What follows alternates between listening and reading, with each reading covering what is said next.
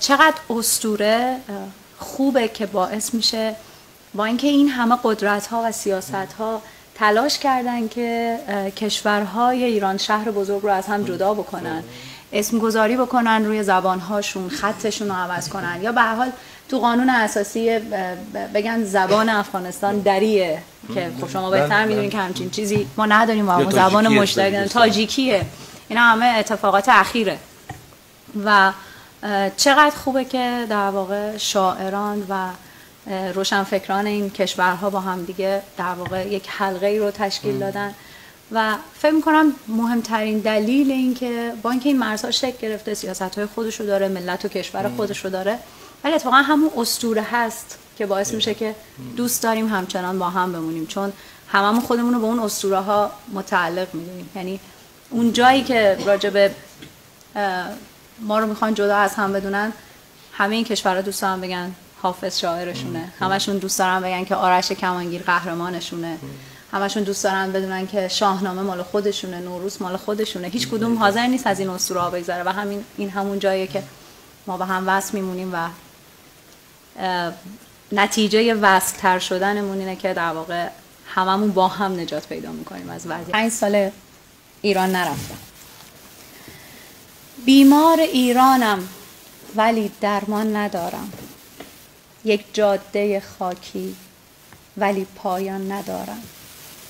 میدانم این خورشید پنهان مانده در شب صبحی به جان دارد، ولی من جان ندارم.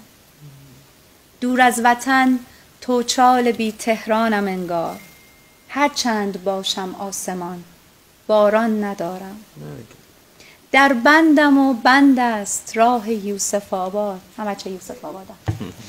در بندم و بند است راه یوسف آباد، بند است این دیوار و زندانبان ندارم. پاییز تن داده به استقلال برگم، آذر به جان دارم ولی آبان ندارم. از اصل هم پیمانه ها و عهد یاران، پیمانه ها دارم ولی پیمان ندارم. شبهای غربت در کنار بغض و فنجان، تلخی چایی دارم و قندان ندارم.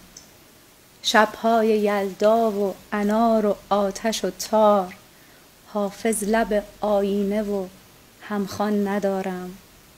گویند دندان بر جگر بگذار چندی، سوز جگر دارم ولی دندان ندارم. نوروز و سیب و سبزه پابرجاست، اما یک اسکناس عید در قرآن ندارم.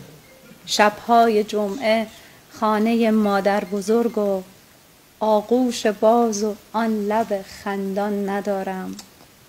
ایران برایم پیچک سبزی است بردار، ایران برایم پیچک سبزی است بردار، از زیر آن یک تاب آویزان ندارم. بیمارم و درمان ندارد مشکل من، این تن وطن میخواهد و ایران ندارد.